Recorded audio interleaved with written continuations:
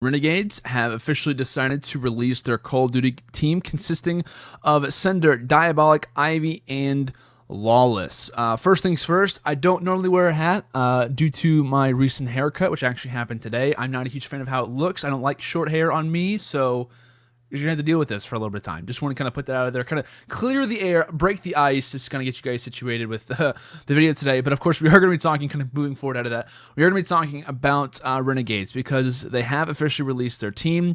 They basically put out a tweet on Twitter, like a little bit of a background image of them playing on the open bracket or something like that. It says they gave it their all, and we're sad to see them go. To me, early questions to be asking after they release this team: do they continue to be in Call of Duty, or do they exit the scene?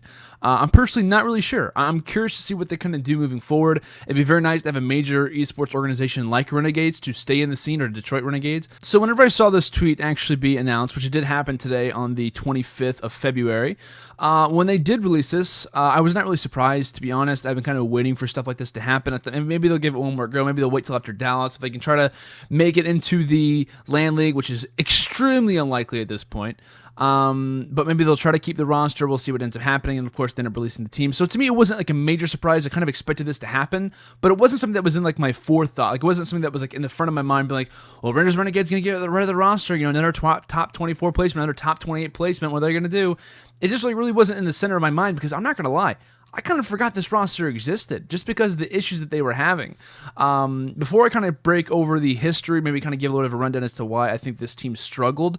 And this team actually relates all the way back to Advanced Warfare. Like, the core group of this team, this exact group formed in the beginning of Advanced Warfare. But really quick before I go over that, I did message Ivy because he tweeted out, said that he was a free agent. Ivy let me know that he is going to split apart from the team. So as it stands right now, as I'm making this video, because I want to get this out, I haven't really seen exactly what Cinder, Diabolic, and Lawless are going to do. As far as I know, obviously everyone's a free agent. Ivy has kind of split apart from this team, who doesn't obviously have an organization anymore, and is kind of trying to find a squad for Dallas. And I'm not exactly sure what Cinder, Diabolic, and Lawless are doing, if they're going to stay a team together, if they try to form a core three, or what's really going to happen with that. So we want to let you guys know that. So before we're going to give a little bit of a history breakdown, I'm going to let you guys know their placements so far, as to kind of explain why this wasn't a major surprise for a lot of people. This roster formed heading into Call of Duty XP for Black Ops 3, in which case they ended up placing top 32, which was incredibly surprising due to their performance heading into this particular tournament under Dream Team and Ground Zero.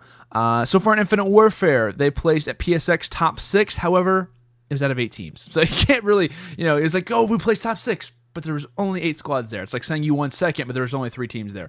Not a huge accomplishment. MLG Vegas, top 28. MLG Atlanta, top 24. And the recent tournament, ESWC, top 28. Not great placings for a roster who, in theory and in previous, had some pretty good moments, throughout their run. So this group has actually changed up quite a bit over the last few titles, and I wanted to bring this up because this exact team who just got released, being Cinder, Diabolic, Ivy, and Lawless, this exact squad was actually a team under 3's up at UGC Niagara. Not a whole lot of people know that this was a team at UGC Niagara in 2015 during Advanced Warfare. Like, this exact roster has existed prior, and they didn't have a whole lot of success. So long story short, to kind of give a little bit of a background as to how this roster has kind of developed over the last few titles in some cases. Basically, they end up finding their home over on Dream Team, being both Cinder and Diabolic, and heading into the final event of Advanced Warfare, being MLG World Finals. They actually ended up releasing a player known as Anticity, who previously played for teams like Automatic Reload and stuff like that, and then picking up Ivy, coming from U4X, which consisted of like Goonjar, and I think Cells was on that team as well. After a top 8 placement, they ended up releasing Ivy after MLG World Finals due to age restrictions, and they also released Watson, who had came over from Europe to actually play on this particular team. They ended up releasing Watson, and then up picking up Chino from Rise and Happy from Orbit. Now, I'm sure probably a lot of you know, now that we're in Black Ops 3 now, we've kind of advanced through Advanced Warfare really quick. You probably know of this team. They would later release Happy and pick up Killa, coming into the midst of Stage 1 of the CBO regular season, where they would later place 10th in Season 1. And due to placing in 10th through the bottom 4, they actually ended up going through relegation, in which case they actually beat C9 Eclipse, to my knowledge, completing the first ever Best of 7 reverse sweep, which was later followed directly after by the second ever Best of 7 reverse sweep, which happened between H2K and Team Liquid, meaning that C9 Eclipse went up 3 maps to 0 in a Best of 7. Because for those who don't know, but beginning of Black Ops 3, everything was best of sevens, single elimination, which I wasn't a fan of, but it's relegation. I can kind of get it, right? Like, that is so crazy that ends up happening, because in some cases, this roster could have split if one map would have gone another way. If one map would have gone another way, this team right now, throughout Renegades, throughout, whatever it may be, this team wouldn't exist right now. And of course, we're in Dream Team mode right now. This is whenever the team was in a Dream Team and the roster was different. But this team probably wouldn't exist had that one map gone differently. And for it to be, to my knowledge, the first ever recorded best of 7 reverse sweep to happen is pretty crazy. Of course, since they ended up reverse sweeping and making it into Stage 2 regular season, they would later place 6th in Stage 2. They later actually go into the playoffs to have one of their best placements ever as a team, in which case they would place 2nd, losing to Envy in the grand finals, but beating both Opti Gaming and Luminosity Gaming in Game 7. But I think after this tournament, a lot of people, including myself, realized that there was really good potential there. Like, there was something there that just worked for them, whether it was just the main slayers of Chino and Diabolic, if Sender was performing, if Killa was putting up good performances, which he would do from time to time, doing his objective work and whatnot. If this roster was kind of firing on all cylinders, they could be very scary. And I think a lot of people started to realize that, as the title would start to go on, when they released Happy for Killa, and when they started to have certain results here and there. They go from a 10th placing to a 6th placing throughout Stage 1 and through Stage 2, and then finishing 2nd. So that goes to show that they are a scary team to face off against in those Game 5, aka Game 7 situations at times. After a lot of major organization issues with Dream Team, I'm sure a lot of you guys probably know some details about that. They had a lot of issues with the organization of Dream Team, issues with player payout. I'm not going to go into it, but et cetera, et cetera. They would actually drop Dream Team as an organization and would go under a custom name of Ground Zero for MLG Orlando. The organization, known as Renegades, would actually pick up this team heading into Call of Duty XP, where they would have, and to put quotes, an awful placement, and would get knocked out in groups, where Killa reportedly didn't show up for the last match out of frustration, which just kind of goes to show that the team had results, and it was kind of unfortunate. It was like they had the formula to do well, and it seems that, like, when it came down to Call of Duty XP not finishing off very well, getting knocked out in the group stage of Call of Duty XP, which is so unfortunate, because you build up the entire year. They started to improve. They make roster changes happen, and all the the drama they had with Dream Team as an organization. It's finally time to silence everybody at Call of Duty XP, and then you don't perform. You have probably your worst placement as a roster ever at the biggest tournament when it matters most. You're not there. You're not home. So after a bitter taste, in some cases, after Call of Duty XP, they would later end up releasing Killa quickly after the tournament. So Infinite Warfare, it's a new team.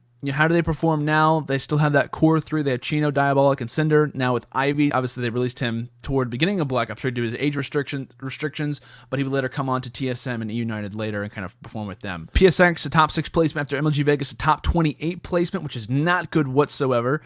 Chino ended up leaving this team. This, to me, was kind of like what kind of settled everything for me. Once Chino left the roster, it was like, okay, like this roster, where do they go from here? Like, they have to find a star player to fill in for what Chino did to this team, because throughout this entire roster's dynamic, when it was, like I said, it's been the core 2 of Sender and Diabolic, right?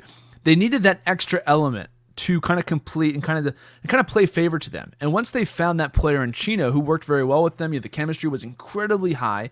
Really enjoyed watching these guys play. But it seemed that to me, when Diabolic was considered actually to go over to Team Envious, right? For those who don't remember, like, during the whole roster shuffle between Stage 1 and Stage 2, when Team Envious ended up releasing Aches and TP, there was a rumor that they were actually going to pick up Diabolic instead of John or Apathy. John, I believe, was already coming from LG, but the question was Apathy at the time. And Diabolic was a major question mark. Like, could Diabolic have gone to Team Envious? Could Diabolic, in some cases, maybe it wouldn't have happened. John had an incredible performance, so it's kind of hard to compare both John and Diabolic, because you don't know how Diabolic would have performed on Team Envy. However, it's so crazy to imagine that since Diabolic was such a heavy target for them to think about grabbing after having an awful Stage 1 performance at Team Envy, Diabolic could be a world champion. Diabolic could have been on the Call of Duty XP World Championship roster. However, I will say that John made a huge difference, and that probably wouldn't have happened. But something was there. Like, each team started to notice something, from some of these guys in the team. Most specifically, obviously, Chino and Diabolic. But this is always an issue for them, is that if those two guys weren't performing at their very best, and Cinder not having a good performance, or whether it was Killa, whether it was Happy, whoever, or Ivy even, throughout their entire run as a roster, if at least 3 guys weren't having a good performance, and a lot of the times it was difficult for Chino and Diabolic to perform in every single series, they would have issues, and you could start to see that heading into Infinite Warfare. It's not really been Chino's best title to date up to this point, and it's not really been Diabolic's either. So it's very hard to put a roster together like this, who's been together for such a long time, and the chemistry that they have as a team. And so for Chino to leave, it just kind of showed like the frustration that he had probably been building up for a very long time. Like, I want to stick with this roster. I think we can have success. But it comes to a point where it's just like you realize and you kind of look back at your career and it's like, what have we done? Like, what have we done as a team? We haven't accomplished a lot. Like, granted, we've had some good placements. We reverse sweep to get into stage 2. We ended up placing second at the playoffs for season 2 regular season. We've had results, but it's always hard to put into question and say, when has our time kind of done? Like, when is our time through with? Like, have we accomplished everything that we could potentially accomplish? Is everything out of the way? Like, can we move forward as a team, or is it time to just call it quits? And I think Chino kind of made that decision, which I'm sure probably didn't taste well to to his teammates and whatnot. But I think that was kind of the first realization of the team to say, you know what? Maybe it's time we make something does happen. And Renegades obviously later steps in and kind of proves that to them.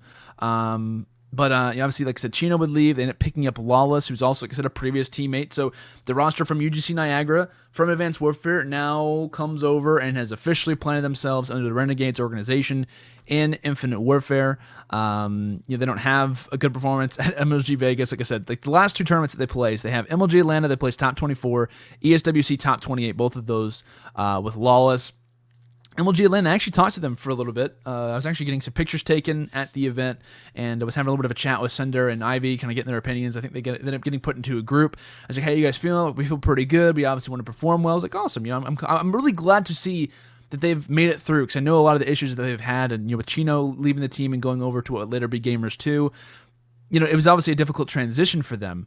But heading into their group at Atlanta, they don't win a single map. They don't win one map in their group. Granted, they did have a pretty difficult pool with teams like Fnatic and Envy, E United, and I think Orbit as well. So they didn't have I'm not saying that they had an easy group to go up against, but to not win a single map in pool play, it's like, where does it end? Where does it end for this team? They had every characteristic of an incredibly talented team to move forward. And it's so unfortunate because you see teams who have the skill, but they're not willing to put in the work. These guys are willing to put in the work. It's just that the skill wasn't there. The skill couldn't make them a top team in the game, despite how hard that they worked each and every day. So, well, I'm usually one, like I said, to not have an issue with calling out players, or even not really calling out necessarily, but just kind of giving my honest opinion about everything. I really did feel bad for this team, because I really thought that there might have been something there, and like I said, to me, it's the issue where, not really the issue, but it's the thing where Call of Duty is at now. You have to have a group of Slayers. Whether you believe it or not, you can obviously have a number of different Slayers, have a support player. Obviously, roles exist, at least for the most part. But if you don't have that slaying background, if you don't have those guys who just can literally go off on a dime, stuff's not going to happen. So like I said, I talked about Cinder and Diabolic's run.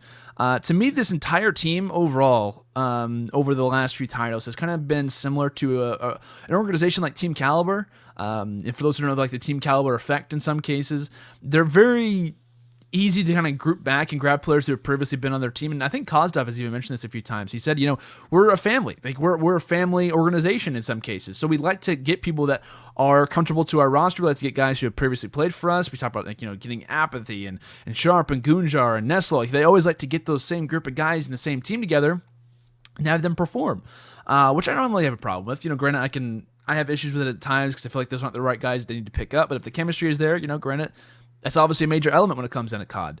But I feel like this team of Renegades, a.k.a. DT, a.k.a., the old 3-Up team, they so desperately wanted this team to work out, but it was kind of like they were all living a dream in some ways. It was like, it's never going to happen. It's never going to amount to what you want. Or I'm very curious to see if Cinder and Diabolic continue to stay together. To be honest, at the point where the pro points are for right now, right? Because pro points are very, very important. Only a certain amount of teams get put into pool play for Dallas, and so many pro points get put into to the LAN League to qualify is obviously very important. But the spot that they're in now is very difficult. So I've added up all their pro points as of right now. It is currently 5 o'clock Central Time on February 25th, so this could change daily.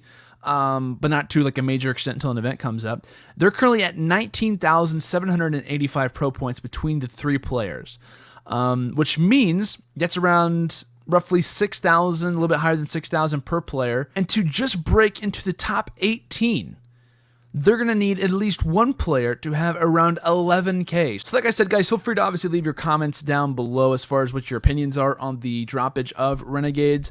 Do you think this is a good idea from the organization, whether you believe that or not? I think it personally is. What do you think the players are going to go? What do you think happens from here? Do you think the core group of both Cinder and Diabolic, who've been playing together for a very long time, great duo together, to be honest, do you think they stick together? What ends up happening with that? But yeah. Obviously, feel free to leave their comments down below, guys. If you did enjoy this video, make sure to leave a like. Make sure to subscribe for future content. Really appreciate the support that you guys have been giving recently. And make sure to stay tuned for future content. Debating on whether or not doing EU roster changes, because I know that those are still in question. I'd like to make roster change videos about it, but I've seen a lot be disproven, and I've seen a few that are still kind of up in the air. So I'm kind of debating on whether or not I'm going to do like a roster speculation video, and then all of them just not happen. So we'll obviously see what happens with that. But obviously, like I said, feel free to leave your guys' everything, your thoughts down in the comments below. I'll see you guys all later. Have a fantastic day. Until next time, peace out.